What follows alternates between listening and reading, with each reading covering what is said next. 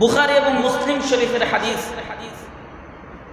সেখানে আল্লাহর রাসূল সাল্লাল্লাহু আলাইহি ওয়াসাল্লাম ইরশাদ করেন, হযরত আব্দুল্লাহ ইবনে মাসউদ রাদিয়াল্লাহু তাআলা আনহু থেকে বর্ণিত হাদিস, আল্লাহর রাসূল সাল্লাল্লাহু আলাইহি ওয়াসাল্লাম ইরশাদ করেন, লা ইয়াহিল্লু দামু ইমরিইন মুসলিমিন ইয়াশহাদু আল্লা ইলাহা ইল্লাল্লাহ ওয়া আন্নী রাসূলুল্লাহ ইল্লা বিইহদা সালাস।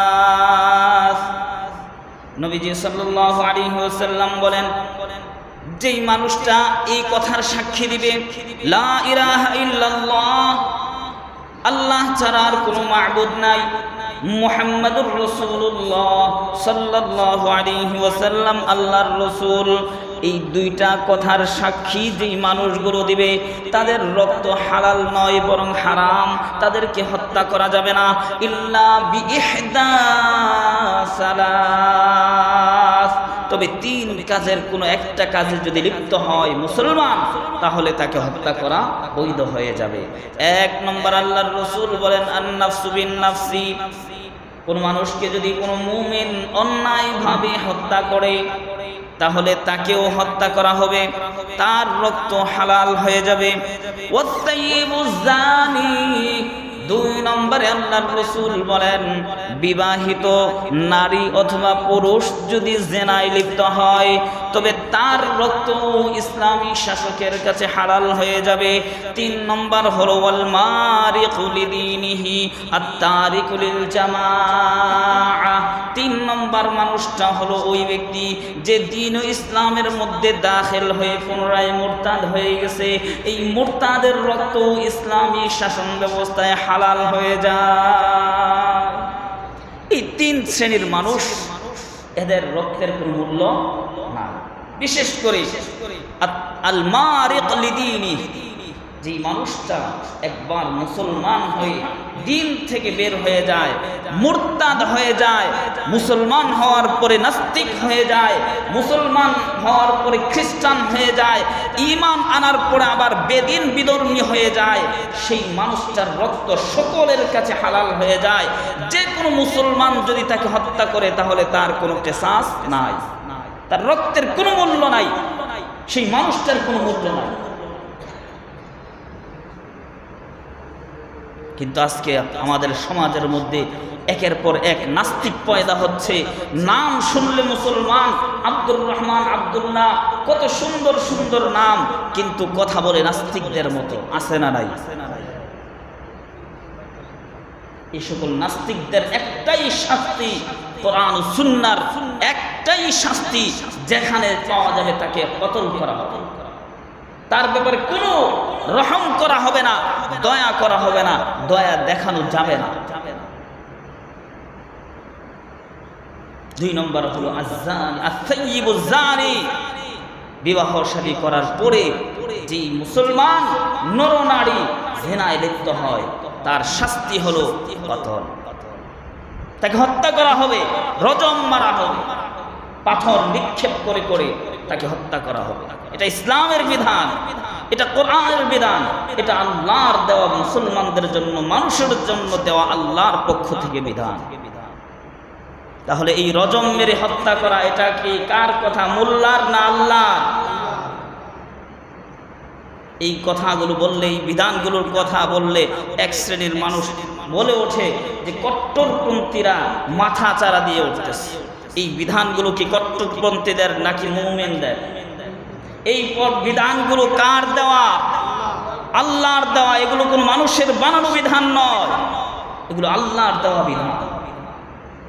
আজকে এই বিধানগুলোর কথা বললেই বলা হয় জঙ্গি, এই বিধানগুলোর কথা বললেই বলা হয় যে পশ্চাৎপদতা অথবা জাহিল জামানার মানুষ, অন্ধকার যুগের মানুষ। আফসোস লাগে। তাহলে একটা মুমিন তার রক্ত তিন কাজ করার আগ পর্যন্ত হারাম থাকে। তিন কাজের কোনো একটা কাজ যদি করে তাহলে তার রক্ত হালাল হয়ে যায়, তাকে হত্যা করা ওয়াজিবুল কতল হয়ে যায় ইসলামী শাসকের উপর। এবং যদি অবিবাহিত কেউ জিনায় লিপ্ত হয়, ব্যভিচারে লিপ্ত হয়, তাহলে তার বিধান হলো কোরআন অনুযায়ী তার বিধান হলো 100 বেত্রাঘাত করা। কয় শত বেত্রাঘাত করা? 100 বেত্রাঘাত করা। কোরআনুল কারীম সূরা নূরের 2 নং আয়াতের মধ্যে আল্লাহ তাআলা বলেন, আয-যানিয়াতু ওয়াজ-যানি, ব্যভিচারকারী নারী, ব্যভিচারকারী পুরুষ, ফাজলিদু কুল্লা ওয়াহিদিন মিনহুমা মিআতা জালদা, তাদের প্রত্যেককে তোমরা 100 বেত্রাঘাত করো। ওয়ালা তাখুলকুম বিহিমা রাফাতুন ফি দীনিল্লাহ। এরপর আল্লাহ তাআলা বলে দিয়েছেন, দেখো আল্লাহর দ্বীন মানার ক্ষেত্রে কোনো দয়া দেখাবে না, আল্লাহর দ্বীন মানার ক্ষেত্রে কোনো দয়া দেখাবে না। ওয়ালা তাখুলকুম বিহিমা রাফাতুন ফি দীনিল্লাহ। আজকে আমাদের সমাজের মধ্যে এমন আইন চলে, টাকা পাইলে জজ সহ পাল্টায়া যায়, টাকা পাইলে সরকার সহ পাল্টিয়ে যায়। জেনার পর হত্যা করেছে, হত্যা করার পরেও আজও পর্যন্ত খুল্লুম খোলা ঘোরাফেরা করতেছে, এমন বাংলাদেশে আছে না নাই? মুনিয়ার হত্যা মামলা, হত্যা করছে, ধর্ষণ করার পরে হত্যা করছে। যমুনা গ্রুপের চেয়ারম্যান, সম্ভবত নামটা ভুলে গেছে, এই মানুষটা মুনিয়াকে ধর্ষণ করছে, হত্যা করছে। হত্যা করার পরেও বড় লোক, টাকার বিনিময়ে আজকে সে এখনো পর্যন্ত জীবিত আছে না নাই? এখনো জীবিত আছে। কিন্তু কোরআনের বিধান হলো, ওয়ালা তাখুযকুম বিহিমা রাফাতুন ফি দীনিল্লাহ, আল্লাহর দ্বীনের বিষয়ে তোমরা বিন্দু পরিমাণ দয়া দেখাতে পারবে না। আল্লাহর রাসূল সেটা করছেন, আমি বলবো আপনাদেরকে, শোনাবো, সামনে হাদিস আসতেছে। চলুন এর আগে আরেকটা হাদিস শোনাই। কিতাবুল হুদুদ, হুদুদ বলা হয়, হাদ বা হুদুদ, আল্লাহর দেওয়া নির্ধারিত শাস্তিকে বলা হয় হুদুদ। কিতাবুল হুদুদ থেকে হাদিসটা আপনাদেরকে শোনাচ্ছি। হযরত আবু হুরায়রা রাদিয়াল্লাহু তাআলা আনহু বর্ণনা করেন, এবং সাথে আরেকজন সাহাবী যায়েদ ইবনে খালিদ রাদিয়াল্লাহু তাআলা আনহু, তারা দুইজনে বর্ণনা করতেছেন যে এক মজলিসে তারা বসা ছিলেন, নবীজিও বসা ছিল। ওই মুহূর্তে দুইজন মানুষ আল্লাহর রাসূলের কাছে আসছে, এসে এবার রাসূলের কাছে বিচার উত্থাপন করতেছে। عن أبي هريرة وزيد بن خالد رضي الله تعالى عنهما أن رجلين اختصما إلى رسول الله صلى الله عليه وسلم। আবু হুরায়রা আর যায়েদ ইবনে খালিদ রাদিয়াল্লাহু তাআলা আনহুমা বলেন, নবীজির কাছে দুই ব্যক্তি এসে বিচার দিতেছে। ফাকালা আহাদুহুমা, তাদের একজন বলতেছে, ইকদি বাইনানা বিকিতাবিল্লাহ, ওগো আল্লাহর রাসূল, আমাদের মাঝে আপনি আল্লাহর কিতাব কোরআন অনুযায়ী ফয়সালা করে দেন। ওয়া ক্বালাল আখার, পাশের জন আবার বলতেছে, আজাল ইয়া রাসূলুল্লাহ, হা আল্লাহর রাসূল, ফাকদি বাইনানা বিকিতাবিল্লাহ, আমাদের মাঝে আপনি আল্লাহর কিতাব কোরআন অনুযায়ী ফয়সালা করে দিন। বর্তমানে আমরা চাই কোর্টের মধ্যে যাই, অথবা যেখানেই বিচার আচারের মধ্যে বসি, তখন আমরা চাই যে আমার পক্ষে বিচার হোক। বিচারককে গোপনে গিয়ে বলি, বিচারক সাহেব যত টাকা লাগে, পয়সা লাগে সব দিব, বিচার আমার পক্ষে হওয়া চাই। ঠিক না বে ঠিক? কিন্তু এই কথা বলার মতো মানুষ সমাজের মধ্যে তৈরি হয় নাই, মুসলমান পয়দা হয় নাই। ইকদি বাইনানা বিকিতাবিল্লাহ, ও কাজী সাহেব, ও বিচারক সাহেব, আমাদের মাঝে আল্লাহর কিতাব কোরআন অনুযায়ী ফয়সালা করে দেন, এমন আবেদন আমরা করতে জানি না, শিখিও নাই। ঠিক না বে ঠিক? কিন্তু শিখার দরকার, বোঝার দরকার, বলার দরকার। আর কতকাল চলবে এইভাবে বদ্দিনী হালাতে? দুইজন মানুষ আল্লাহর রাসূলের কাছে এসেই বলতেছে, দুজন বলতেছে, ইকদি বাইনানা বিকিতাবিল্লাহ, ওগো আল্লাহর রাসূল, আমাদের মাঝে আপনি আল্লাহর কিতাব কোরআন অনুযায়ী ফয়সালা করে দিন। ওয়াযান লি আন নাতাকাল্লাম। দ্বিতীয় জন বলতেছে, ওগো আল্লাহর রাসূল, কিতাব অনুযায়ী আমাদের মাঝে ফয়সালা করে দিন, তবে আমাকে আগে কথা বলার অনুমতিটুকু দিন। আল্লাহর রাসূল বললেন, তাকাল্লাম, ঠিক আছে বলো, কি বলবে বলো। দ্বিতীয় জন বলতেছে, ইন্না ইবনি কানা আসিফান আলা হাযা। ওগো আল্লাহর রাসূল, আমার ছেলেটা এই লোকটার বাড়িতে আজির হিসাবে, শ্রমিক হিসাবে কাজ করতেছিল। তার বাড়িতে গিয়ে শ্রমিক হিসাবে কাজ করতেছিল। ফাজানা বিইমরাতিহি, কাজের ফাঁকি তার স্ত্রীর সাথে অনৈতিক কাজে লিপ্ত হয়ে গেছে। ফাখবারুনি আন্না আলা ইবনি আর-রাজমা, তখন মানুষ আমাকে বলতেছে আমার সন্তানটাকে নাকি রজম দিতে হবে, পাথর নিক্ষেপ করে নাকি তাকে হত্যা করা হবে। ফাফতাদাইতু মিনহু বিমিআতি শাতিন ওয়া বিজারিয়াতিন লি। ওগো আল্লাহর রাসূল, আমি মানুষের মুখে এমন কথা শোনার পরে আমার ছেলের পক্ষ থেকে 100 বকরি আমি তাকে ফিদিয়া দিয়েছি, সাথে আমার একটা বাদী ছিল, সেই বাদীটুকু আমি তাকে দিয়ে দিয়েছি। এবার সুম্মা ইন্নী সাআলতু আহলাল ইলম, এরপরে আমি বড় বড় আলেম, আমার এলাকার বড় বড় আলেমদেরকে এই বিষয়টা জানাইলাম, তাদের কাছে মাসআলাটা জানতে চাইলাম। ফাআখবারুনি আন্না আলা ইবনি জালদু মিআতিন ওয়া তাগরিবা আম। এলাকার বড় বড় আলেমরা আমাকে জানাইলো যে না, তোমার সন্তানের শাস্তি তো রজম নয়, বরং তোমার সন্তানের শাস্তি হলো 100 বেত্রাঘাত, সাথে 1 বছরের জন্য দেশান্তর করে দেওয়া। ওয়া ইন্নামার রজমু আলা ইমরাতিহি, আর রজমের বিধান তো হবে ওই মানুষটার স্ত্রীর উপর। রজম ওয়াজিব, অর্থাৎ পাথর নিক্ষেপ করে হত্যা করা হবে তার স্ত্রীকে। ফাকালা রাসূলুল্লাহি সাল্লাল্লাহু আলাইহি ওয়াসাল্লাম, এবার এই ব্যক্তি কথা বলা শেষ করার পর আল্লাহর রাসূল বলতেছেন, আমা ওয়াল্লাযী নাফসি বিয়াদি, ওই সত্তার কসম করে বলি যার হাতে আমি মুহাম্মদের প্রাণ, লা কুদিয়ান্না বাইনাকুমা বিকিতাবিল্লাহ, আমি মুহাম্মদ তোমাদের মাঝে অবশ্যই আল্লাহর কিতাব কোরআন অনুযায়ী ফয়সালা করে দিব। আম্মা গানামুকা ওয়া জারিয়াতুকা ফারাদ্দুন আলাইকা, তাহলে এবার ফয়সালা শুনে নাও, তুমি যেই তার তোমার সন্তানের বিনিময় ফিদিয়া মুক্তিপণ হিসাবে 100 বকরি তাকে দিয়েছ, একটা জারিয়া, একটা বাদী তাকে দিয়েছ, সবগুলো তোমার কাছে ফিরিয়ে দেওয়া হবে। এগুলোর মালিক সে হবে না, বরং তুমি মালিক হয়ে যাবে।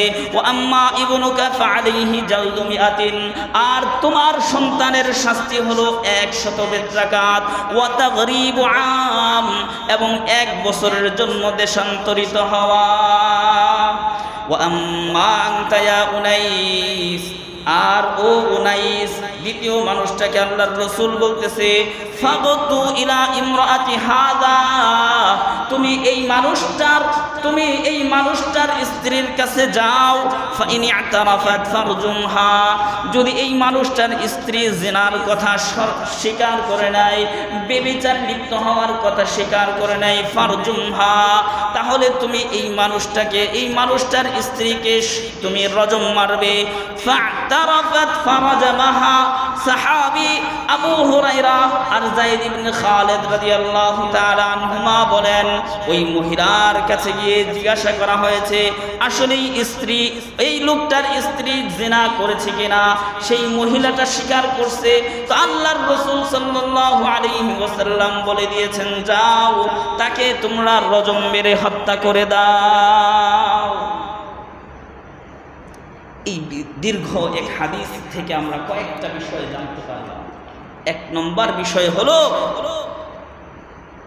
যে মুসলমান যখন বিচার আচারে বসবে, তখন মুসলমানের জবান থেকে এই কথাটা সর্বপ্রথম বের হবে যে আমাদের মাঝে আল্লাহর কিতাব কোরআন দিয়ে ফয়সালা করে দিন। সর্বপ্রথম কথা হবে কি, আমাদের মাঝে আল্লাহর কিতাব কোরআন অনুযায়ী ফয়সালা করে দিই। এবার ফয়সালা যেদিকেই যায়, আমার পক্ষে আসলো আলহামদুলিল্লাহ, আমার প্রতিপক্ষ পক্ষের উপর গেলেও আমি আলহামদুলিল্লাহ মেনে নিতে বাধ্য থাকব, তবেই আমি মুসলমান। একটা মুসলমানের আদর্শ হবে এটা, যে আল্লাহর কিতাব অনুযায়ী ফয়সালা চাই। তন্ত্র মন্ত্র অনুযায়ী ফয়সালা আমি মানি না। ইউরোপ আমেরিকার দেওয়া আইনের ফয়সালা আমি মানি না। আমি কোরআনের আইনের ফয়সালা চাই। এই কথা বলতে হবে। আইন আদালতে যখন যাব, আমাদের জবান দিয়ে এই কথাগুলো আগে বের হতে হবে, হওয়া চাই। যদি এই কথাগুলো বলতে না পারি, তবে আমাকে বলার জন্য যা করার দরকার তাই করতে হবে, কারণ এটা আল্লাহর বিধান, আল্লাহর দেওয়া বিধান। ইসলামের জন্য এগুলো গুরুত্বপূর্ণ বিষয়।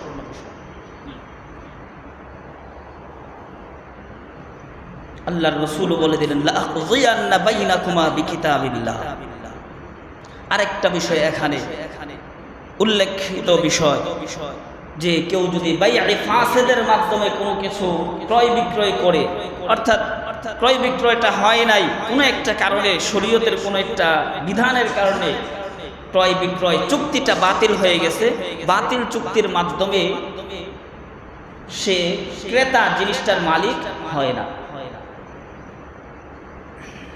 এই জন্য আল্লাহর রাসূল বললেন যে তুমি যে ফিদিয়া মুক্তিপণ হিসাবে দিয়ে দিলে, তা তোমার 100 বকরি, তোমার জারিয়া বাদি, এগুলো তোমার হয়ে যাবে, এগুলোর মালিক সে হবে না। কিন্তু তোমার পুত্র যে এখনো অবিবাহিত, তার শাস্তি হলো 100 বেত্রাঘাত। আর যেই মহিলা সে তো বিবাহিত, সেই মহিলা জিনায় লিপ্ত হয়েছে, এজন্য তার শাস্তি হলো রজম। তার শাস্তি কি? সবাই বলেন, নামটা বলেন, রজম। তার শাস্তি কি? রজম। এই পরিভাষা, এটা একটা পরিভাষা, ইসলামের পরিভাষা। এগুলো মুখস্থ করার দরকার, বারবার শুনতে শুনতে এগুলো মুখস্থ করবেন, কারণ এগুলো ইসলামের পরিভাষা, মুসলমানদের পরিভাষা। এগুলো শুনলে কাফের মুশরিকরা ডরায়, এগুলো শুনলে কাফের মুশরিকরা ভয়ে কাঁপতে থাকে।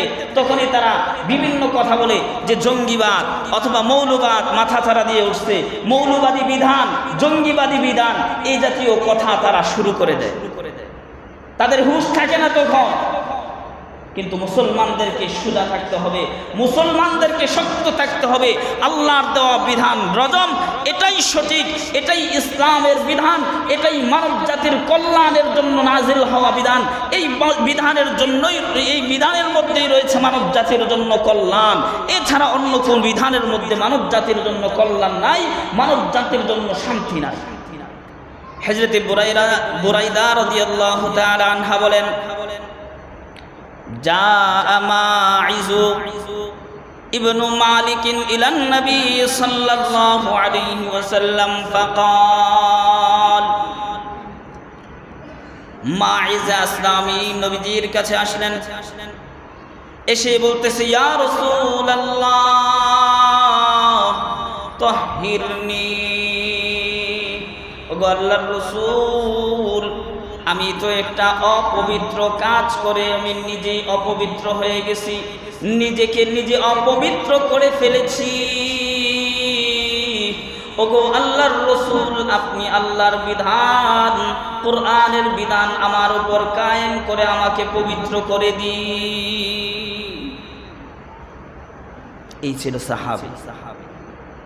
এরা ছিল জান্নাতের সার্টিফিকেট পাওয়া সাহাবী। গুনাহ করছে তো পবিত্র হওয়ার আগ পর্যন্ত অন্তরে শান্তি পায় না, পবিত্রতা অর্জন করা পর্যন্ত অন্তরের মধ্যে শান্তি পায় না, স্থিরভাবে বসে থাকতে পারে না। এরা হলো মুমিন, এরা হলো মুসলমান। আজকে নাফরমানির পর নাফরমানি, জুলুমের পর জুলুম করেও মনের মধ্যে এক বিন্দু পরিমাণ অনুশোচনা আসে না। আরে কি করতেছি, নাফরমানি করতেছি, একটু রবের কাছে যাই, আল্লাহর ঘর মসজিদে আসি, একটু চোখের পানি ফেলে চোখের পানির ফোঁটার মাধ্যমে রবের কাছে ক্ষমা চাই, এইটা সুযোগ আমাদের হয় না।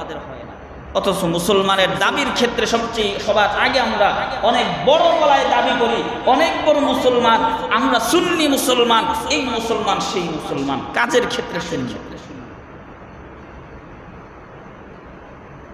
দেখেন মুমিনের কাজ কেমন।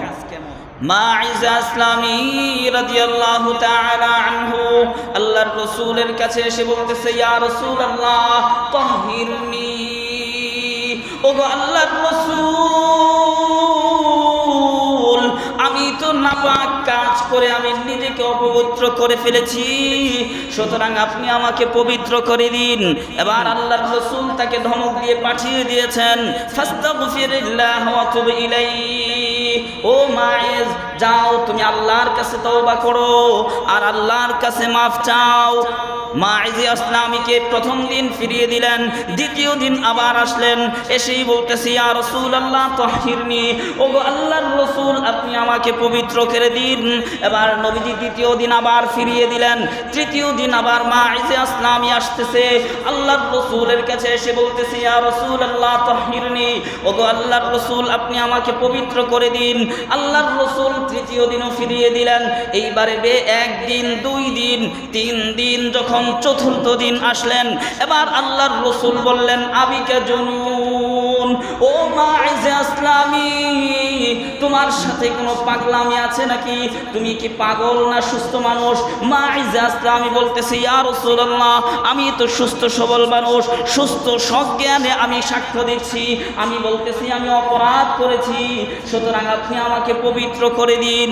এবার আল্লাহর রাসূল 1 বার 2 বার 3 বার 4 বার যখন সে সাক্ষী দিয়েছে, তখন আল্লাহর রাসূল এই সাহাবীদেরকে বললেন যে যাও মাইজা আসলামীকে নিয়ে যাও আর নিয়ে যাও আর তাকে গিয়ে আল্লাহর কোরআনের বিধান রজম কায়েম করে দাও।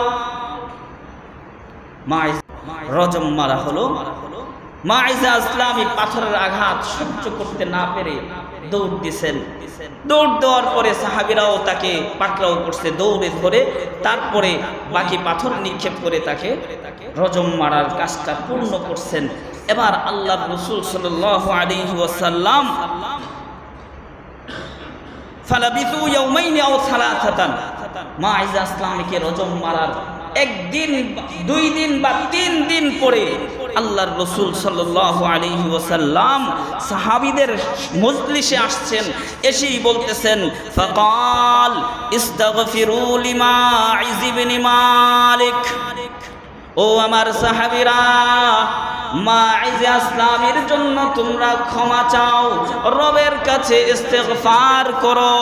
লাকাদ তাবা তাওবাতান লাউ কুসিমাত বাইনা উম্মাতিন লাওয়াসিআতহুম, মাইজা আসলামী এত শক্তিশালী একটা তাওবা করেছে, এত বড় একটা তাওবা করেছে, এই তাওবাটা যদি কোনো নবীর উম্মতের উপর দিয়ে দেওয়া হয়, গোটা উম্মতের জন্য মাগফিরাতের জন্য এই একটা তাওবাই যথেষ্ট হয়ে যাবে।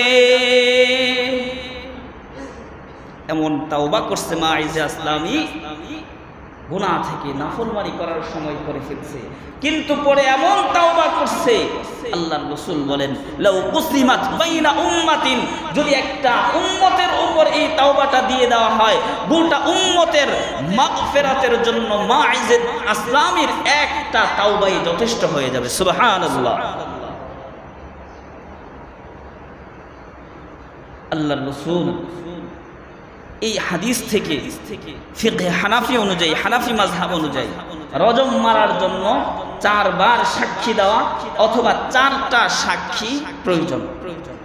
যদি 4 জন সাক্ষী পাওয়া যায়, অথবা যে জিনা করছে, ব্যভিচার করছে, সে যদি 4 বার স্বীকারোক্তি দেয়, তাহলেই তার উপর রজমের বিধান কায়েম করা হবে। ইসলামী শাসক সেই বিধানটা কায়েম করবেন।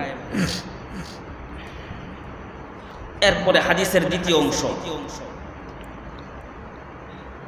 ওফি রিওয়ায়া, আরেক রিওয়ায়াতের মধ্যে আসছে, সুম্মা জাআতহু ইমরাতুম মিন গামিদিন মিন আল-আজদ, ইমরাতে গামিদিয়া, গামিদি গোত্রের এক মহিলা আল্লাহর রাসূলের কাছে আসছে, এসেই বলতেছে ইয়া রাসূলুল্লাহ তাহহিরনি, আমাকে আপনি পবিত্র করুন, আমি তো একটা অপবিত্র কাজে লিপ্ত হয়ে আমি নিজেকে অপবিত্র করে ফেলেছি, আমাকে আপনি পবিত্র করে দিন।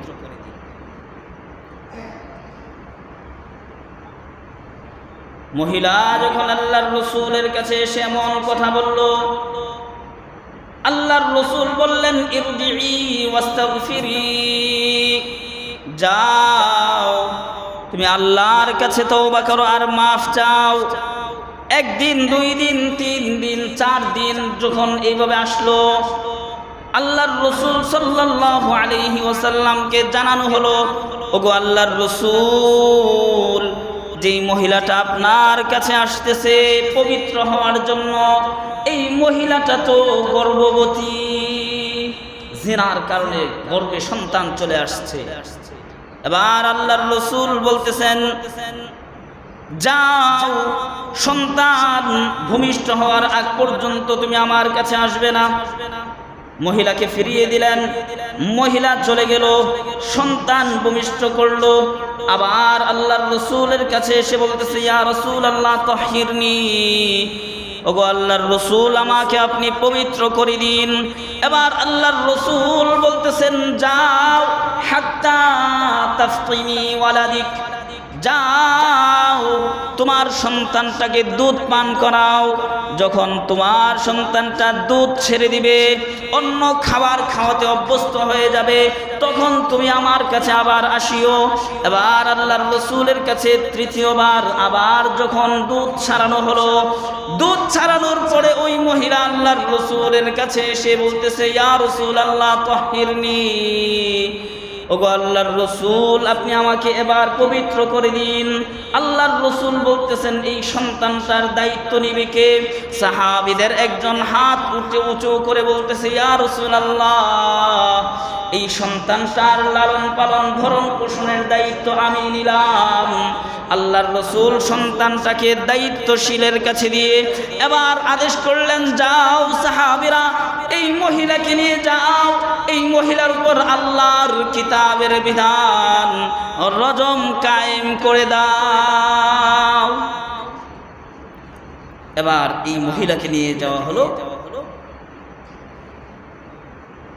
নিয়ে যাওয়ার পরে তার বুক পর্যন্ত গর্ত খনন করা হলো। গর্ত খনন করার পরে বুক পর্যন্ত মাটির নিচে চাপা দিয়ে পাথর নিক্ষেপ শুরু করলো। পাথর নিক্ষেপ করার পরে এক সাহাবে খালিদ ইবনুল ওয়ালিদ রাদিয়াল্লাহু তাআলা আনহু পাথর নিক্ষেপ করছে, তো তার ওই মহিলার শরীর থেকে রক্ত ছিটে তার চেহারার মধ্যে পড়ছে। তখন খালিদ ইবনুল ওয়ালিদ রাদিয়াল্লাহু তাআলা আনহু ওই মহিলাকে একটা গালি দিছে। তখন এই গালিটা আল্লাহর রাসূলের কানে চলে আসে।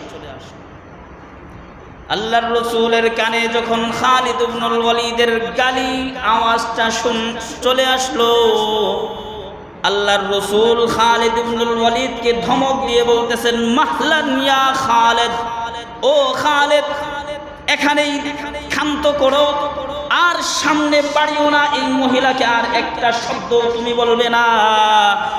ফাওয়াল্লাযী নাফসি বিয়াদিহি, ওই সত্তার কসম করে বলি যেই সত্তার হাতে আমি মুহাম্মদের প্রাণ, লাকাদ তাবাত তাওবাতান লাউ তাবাহা সাহিবু মাকসিন লা গুফিরা লাহু, এই মহিলা এমন একটা তাওবা সে করেছে, যদি আরবের সমস্ত নাফরমানের উপর এই একটা তাওবা বন্টন করে দেওয়া হয়, তবে সকলের মাগফিরাতের জন্য এই একটা তাওবাই যথেষ্ট হয়ে যাবে।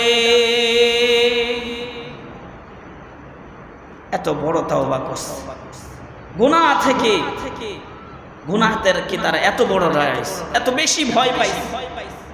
কিন্তু আজকে আমাদের মাঝে গুনাহ কি জিনিস, গুনাহকে আমরা ভয় পাই না, তাওবা করি না।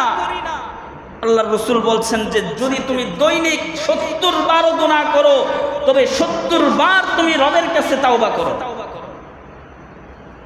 গুনাহ যতবার হবে তাওবাও ততবার হবে, গুনাহ যতবার হবে তাওবাও ততবার হবে। আল্লাহর ঘর মসজিদে আসেন, 5 ওয়াক্ত নামাজের সময় কমপক্ষে আসেন, এসে আল্লাহর কাছে গুনার জন্য ক্ষমা চান, মাফ চান। গুনার তো আর সীমা নাই আমাদের, কিন্তু তাওবার কোনো খবর নাই। ইমরাতে গামিদ, এই মহিলা এমন তাওবা করছে, এক তাওবাই তাদের জন্য, পুরা গোটা আরবের জন্য যথেষ্ট হয়ে যেত।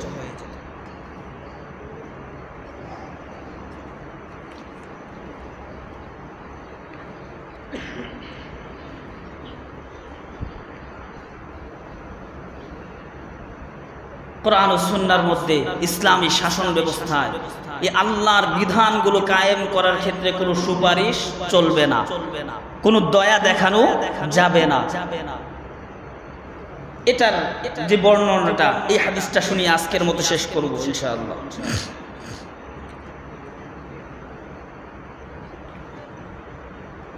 কুরাইশ গোত্রের মধ্যে, কুরাইশ বংশটা হলো নবীজির বংশ। কার বংশ? নবীজির বংশ। এই বংশের একটা মহিলা চুরি করছে। কোন কোন রিওয়ায়েতে আসছে সে মানুষের কাছ থেকে ধার নিত, নেওয়ার পরে বলতো যে না আমি তোমার কাছ থেকে নেই, অস্বীকার করছে। এমন বাটপারি করতো। এমন বাটপার আমাদের সমাজেও আছে না নাই? আছে, অভাব নাই। দোকান থেকে বাকি খায়, না জানলে তো শেষ, আমি আর দেওয়ার খবর থাকে না, আমি আর দেই না। এমন বাটপার মানুষ দুনিয়ার জমিনে এখনো পর্যন্ত আছে। অথচ তারাও বলতেছে যে তারা মুসলমান। কিসের ইসলাম তাদের?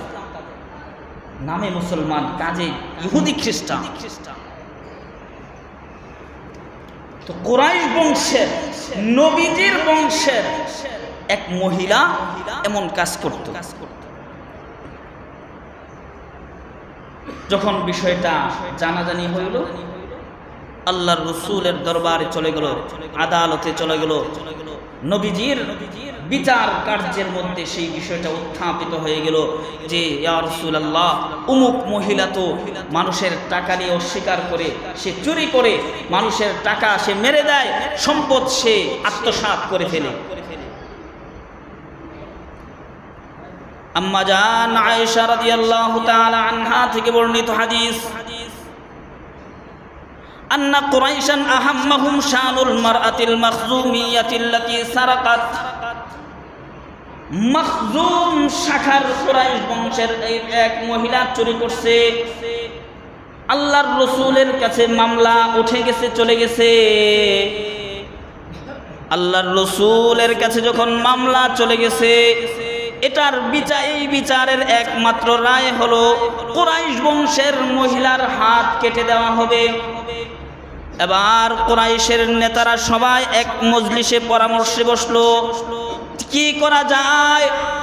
কুরাইশ বংশ তো নামি দামি বংশ, অনেক উচ্চ মর্যাদা সম্পন্ন একটা বংশ জাতি। এই জাতির যদি হাত কাটা যায় তবে তার মান মর্যাদা নিচু হয়ে যাবে, তাদের মান সম্মান দুলিশাত হয়ে যাবে। চলো একটা কাজ করা যায়, আল্লাহর রাসূল সাল্লাল্লাহু আলাইহি ওয়াসাল্লামের কাছে সুপারিশ করা যায়। আল্লাহর রাসূলের কাছে সুপারিশ করা হবে যে ওগো আল্লাহর রাসূল, এই মহিলাটা কিন্তু আপনার বংশের মহিলা, কুরাইশ গোত্রের মানুষ, সুতরাং আপনি তার ব্যাপারে রায় দিতে একটু চিন্তা ভাবনা করে রায় দিবেন। কিন্তু সাহাবীরা তো পেরেশান, সাহস নাই কারো আল্লাহর রাসূলের সামনে গিয়ে এমন সুপারিশ করবে। পরামর্শ করতেছে তাহলে কাকে পাঠানো যায়। পরামর্শ করে একজনের নাম আসলো, ওয়ামান ইয়াজতারিউ আলাইহি ইল্লা উসামা ইবনু যাইদিন হিব্বু রাসূলিল্লাহ।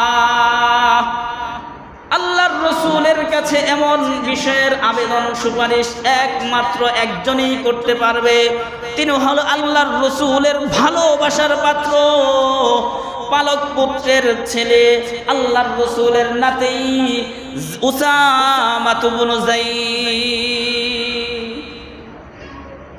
উসামা ইবনে যায়েদ, যাকে আল্লাহর রাসূল খুব বেশি ভালোবাসতেন, অনেক আদর করতেন, এজন্য তার নাম হয়েছে হিব্বু রাসূলিল্লাহ, আল্লাহর রাসূলের ভালোবাসা।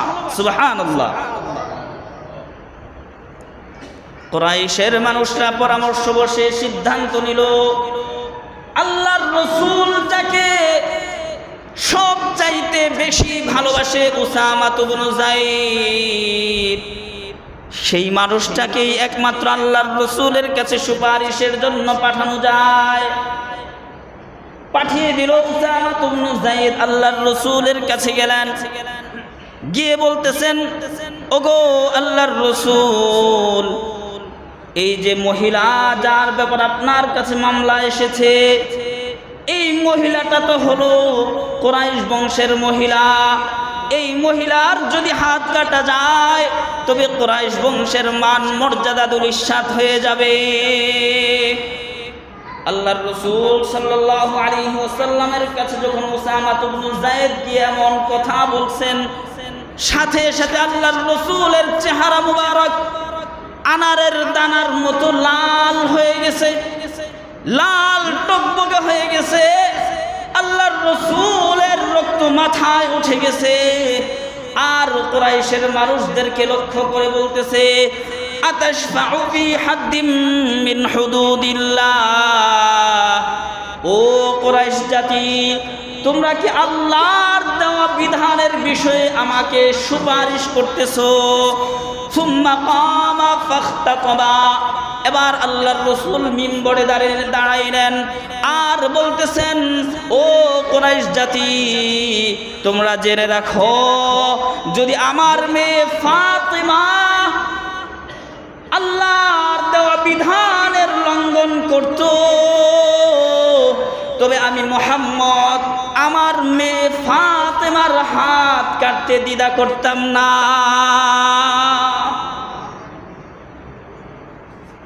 কিসের কুরাইশি মহিলা? কুরাইশি মহিলা তো অনেক দূরের কথা, আমার কন্যা ফাতেমাও যদি চুরি করে তবে আমি মুহাম্মদ আল্লাহর দেওয়া বিধান আমি ফাতেমার উপর বাস্তবায়ন করতাম। এটা হলো ইসলাম, এটা হলো ইসলাম। আসলে আজকে সেই ইসলামের কথা বললেই হয়ে যায় জঙ্গি, সেই ইসলামের কথা বললেই হয় মৌলবাদ, সেই ইসলামের কথা বললেই বলা হয় অন্ধকার যুগের বিধান, অন্ধকার যুগের মানুষ। এগুলো অন্ধকার যুগের মানুষ বিধান নয়, এগুলো আল্লাহর দেওয়া বিধান। এই বিধানগুলো যেই রাষ্ট্রে কায়েম হবে সেই রাষ্ট্র আলোয় আলোকিত হয়ে যাবে। ঠিক না বে ঠিক? আল্লাহর রাসূল বলতেছেন, ইন্নামা আহলাকাল্লাযীনা ক্বাবলাকুম আন্নাহুম কানু ইযা সারাকা ফীহিমুশ শরীফু তারাকু।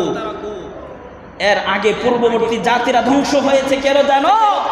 ও আমার উম্মতেরা, কুরাইশের নেতারা, তোমরা জেনে রাখো, পূর্ববর্তী জাতিরা ধ্বংস হয়েছে এই কারণেই, তাদের মধ্যে যারা ধনবান যদি অন্যায় করত, ধনবানরা যদি জেনা করত পার পেয়ে যেত, ধনবানরা যদি চুরি করত, নেতারা যদি চুরি করত তবে তারা পার পেয়ে যেত, ক্ষমতাবানরা যদি চুরি করত পার পেয়ে যেত, তারা কুহু তাদেরকে তারা ছেড়ে দিত।